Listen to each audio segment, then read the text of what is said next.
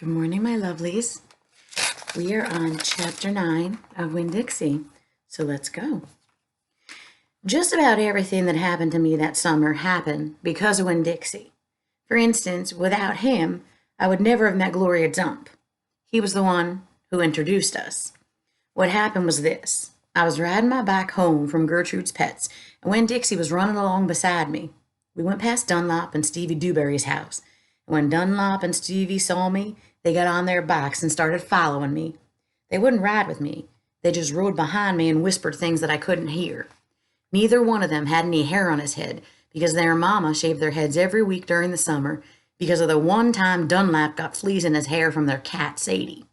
And now they look like two identical bald-headed babies, even though they weren't twins.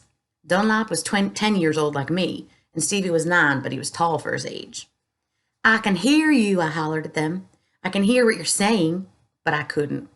When Dixie started to race way ahead of me. "You better watch out," Dunlop hollered. "That dog is headed right for the witch's house." "Winn Dixie," I called. But he kept on going faster and hopped a gate and went into the most overgrown jungle of a yard that I have ever seen. "You better go get your dog out of there," Dunlop said. "The witch will eat that dog," Stevie said. "Shut up," I told him. I got off my bike and I went up to the gate and hollered, "Winn Dixie, you better come on out of there." But he didn't. "She's probably eating him right now," Stevie said. He and Dunlap were standing behind me. "She eats dogs all the time." "Get lost, you bald-headed babies," I said. "Hey," said Dunlap, "that ain't a nice way for a preacher's daughter to talk." He and Stevie backed up a little. I stood there and thought for a moment.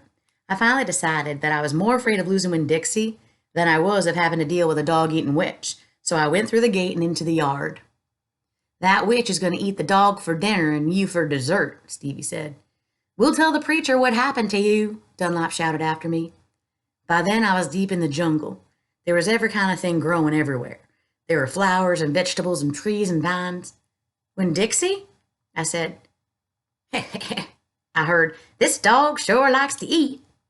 I went around a really big tree all covered in moss, and there was Winn Dixie. He was eating something right out of the witch's hand. She looked up at me.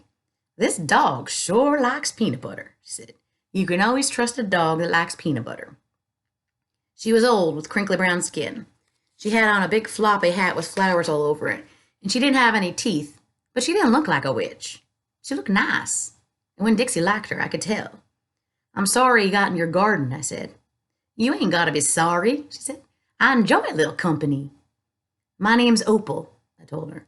"My name's Gloria Dump," she said. "Ain't that a terrible last name? Dump?" "My last name is Bologna," I said. "Sometimes the kids at school back home in Whiteley call me lunch meat." "Ha!" Gloria Dump laughed. "What about this dog? What you call him?" "Winn Dixie," I said. Winn Dixie thumped his tail on the ground. He tried smiling, but it was hard with his mouth all full of peanut butter. "Winn Dixie," Gloria Dump said. "You mean like the grocery store?" "Yes, ma'am," I said. "Hoo-wee," she said. "That takes the strange name prize, don't it?" "Yes, ma'am," I said. "I was just fixing to make myself a peanut butter sandwich," she said. "You want one too?" "All right," I said. "Yes, please."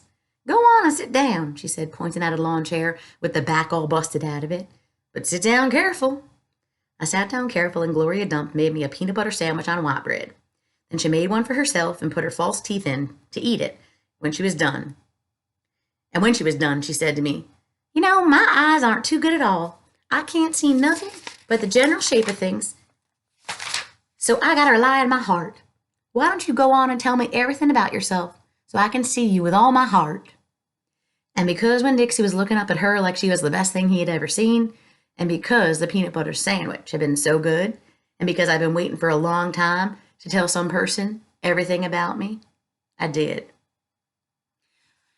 Wait, that's the end of chapter 9. But that I want to stop there for a second. That's that makes me sort of sad in my heart for Opal when she said, "I've been waiting my whole life to tell somebody everything about me." Like, shouldn't your family want to know everything about you or friends? It makes me sad a little bit. Plus, I love the way Gloria Dump says that she doesn't see well with her eyes, so she has to see with her heart. I mean, I think the world might be a better place if everyone judged everyone by their heart, using their heart, not their eyes. I think a lot of things would be different. I don't know. I wonder what you guys think. I don't know. Chapter 10. Let me just see along. Okay. Chapter 10. I told Gloria Dump everything. I told her how me and the preacher had just moved to Naomi and how I had to leave all my friends behind.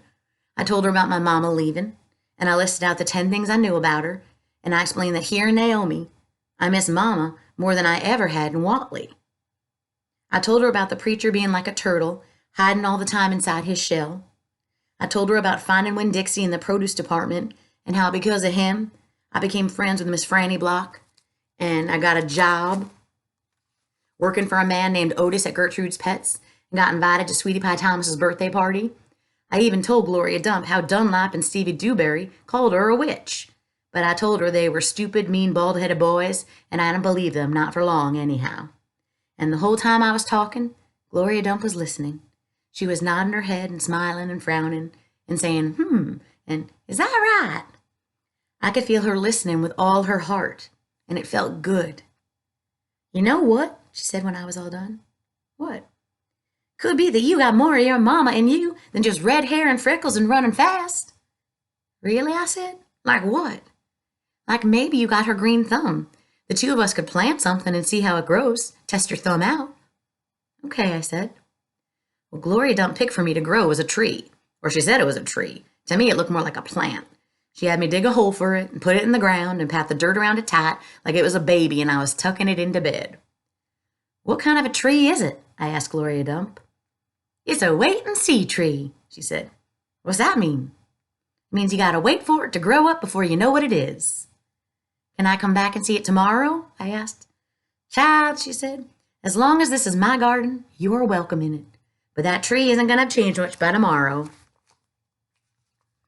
But I want to see you again, too, I said. Said Gloria Dump. I ain't going nowhere. I'll be right here. I woke Winn Dixie up then. He had peanut butter in his whiskers, and he kept yawning and stretching. He licked Gloria Dump's hand before we left, and I thanked her. That night, when the preacher was tucking me into bed, I told him how I got a job at Gertrude's Pets, and I told him all about making friends with Miss Franny Block and getting invited to Sweetie Pie's party, and I told him about meeting Gloria Dump. When Dixie lay on the floor, waiting for the preacher to leave so he could hop up on the bed like he always did. When I was done talking, the preacher kissed me goodnight, then he leaned way over and gave Winn Dixie a kiss too, right on top of his head. You can go ahead and get up there now, he said to Winn Dixie. Winn Dixie looked at the preacher. He didn't smile at him, but he opened his mouth wide like he was laughing, like the preacher had just told him the funniest joke in the world. And this is what amazed me the most. The preacher laughed back. I guess the preacher doesn't laugh very much. Winn Dixie hopped up on the bed, and the preacher got up and turned out the light. I leaned over and kissed Winn Dixie too, right on the nose, but he didn't notice. He was already asleep and snoring. Okay, the next chapter is too long to go on. So that's all for today. Love you, Luz. I'll see you later this afternoon. Mwah, mwah. Mrs. Richmond, signing off.